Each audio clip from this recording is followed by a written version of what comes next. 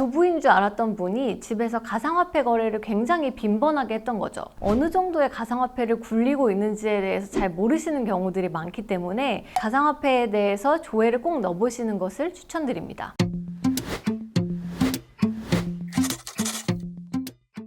안녕하세요. 이혼 전문 박소정 변호사입니다. 이제 이혼 소송을 하시다 보면 재산 분할 시작하게 되잖아요. 근데 그 항목이 워낙 많아서 막막하신 분들이 있으실 거예요. 오늘은 그 재산 분할의 항목별로 몇 가지 포인트를 좀 찝어보도록 하겠습니다. 먼저 부동산에 대해서 좀 얘기를 해볼게요. 이제 이혼 소송 하다 보면 부동산, 즉 아파트나 주택이 그 우리 부부 공동 재산 중에 가장 큰 덩어리잖아요. 그래서 우리도 어떻게 보면 이 부동산이라는 항목에 가장 신경을 많이 쓸 수밖에 없는데요. 어쨌든 중요한 것은 이 부동산, 아파트의 가치, 정확한 시가를 알아보고 이것을 정확하게 재판부에 전달하는 것이 될 거예요. 근데 이 감정평가를 하다 보면은 워낙 이제 비용도 몇백만 원씩 들고 또 감정인을 지정하다 보면은 시간이 굉장히 오래 걸려서 이혼 소송이 굉장히 많이 늘어지는 경우가 있습니다. 이제 그런 경우에는 KB 시세와 같은 공신력 있는 자료를 제출하는 것으로 대체하기도 해요. 제가 했던 사건 중에 어떤 사건이 있었냐면 이제 상대방이 남양주 아파트를 가지고 있었어요. 그 당시가 지금으로부터 한 7, 8년 전이기 때문에 그냥 시가 감정을 하면 생각보다 그 남양주에 대한 가치를 얼마 쳐주지 않을 것이고 그 비용이나 시간만 너무 많이 소요될 것 같다. 이런 고민을 하고 있었던 차였어요. 근데 의뢰인과 제가 이제 검색을 하다가 그 남양주 해당 아파트 옆동이 굉장히 생각보다 비싼 가격에 팔린 것을 자료를 확보할 수 있었던 거예요.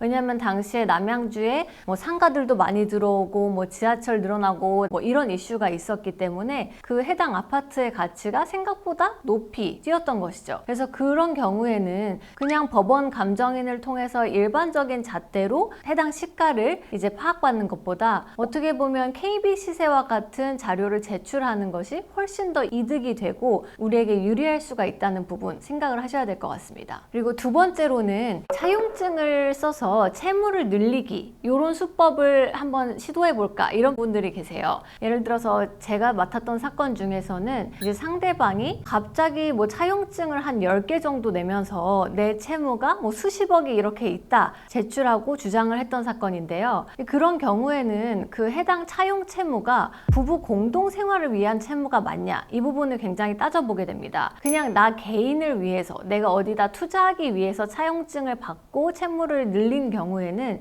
이것은 부부 공동 생활 재산으로는 파악하지 않는 것이죠. 이런 부분들을 재판부는 잘 신빙하지 않기 때문에 주의하셔야 됩니다. 특히 어떤 분들은 이제 내 지인이나 친구나 뭐 아니면 형제자매 또는 부모님으로부터 이런 채무가 있다 이런 허위의 차용증을 제출하는 경우도 있는데요. 이런 경우에는 재판부가 잘 신뢰하지도 않을 뿐더러 분할 대상 재산에 포함되는 경우는 거의 없다는 부분을 참작을 하셔야 되고요. 정말 이 차용증을 냈을 때 채무로 인정되는 경우는 이제 실제로 계좌에서 돈이 왔다 갔다 한 사례가 있고 또 이자도 매월 따박따박 지급을 하고 있고 또 상대방이 이제 언제까지 돈 갚아라 이런 독촉을 한 경우가 있을 때 이런 경우에 이 차용증이 진정한 이제 소극적 채무구나 이렇게 믿게 됩니다. 세 번째로는 주식을 생각해 볼 수 있겠죠. 이제 주식하는 분들이 굉장히 많으신데 뭐 상장 주식이야 이제 어느 정도 주가 상승분을 파악해서 제출을 하면 되겠지만 문제되는 것은 비상장 주식을 갖고 있는 경우입니다. 이제 비상장 주식의 경우에는 그 가치를 제대로 평가받는 게 쉽지가 않아요. 대부분 이런 경우에는 거래 자체가 이루어지지 않기 때문에 그냥 액면가 5,000원 해가지고 이제 자기 재산 분할에 파악되는 경우가 많습니다. 근데 이제 제가 했던 사례 같은 경우에는 비상장 회사 주식을 갖고 있는데 그 회사가 굉장히 유망한 회사였어요. 그렇기 때문에 저희는 이 주식이 뭐 예를 들어서 500주 갖고 있지만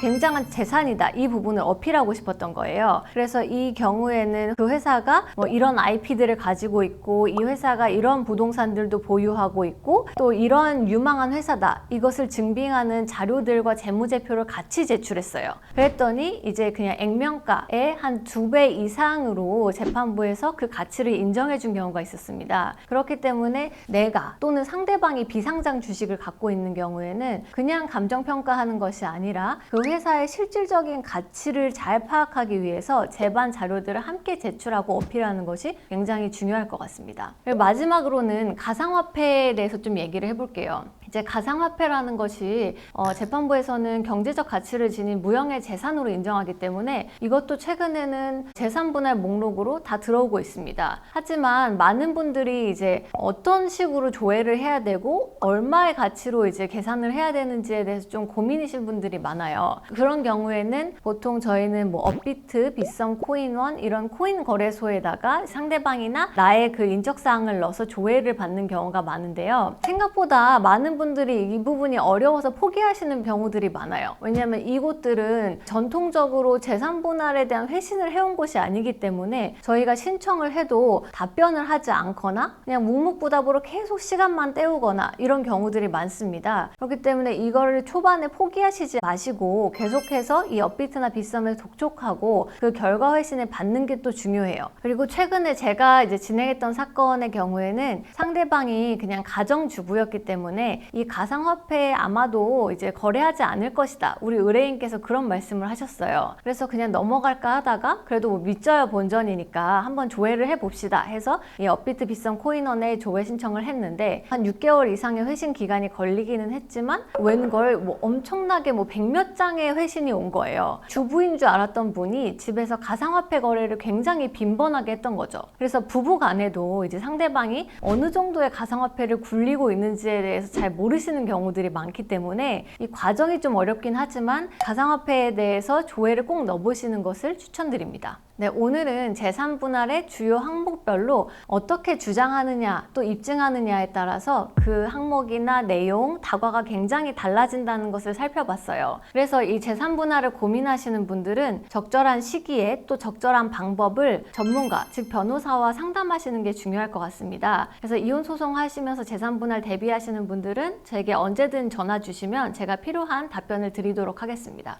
네, 감사합니다.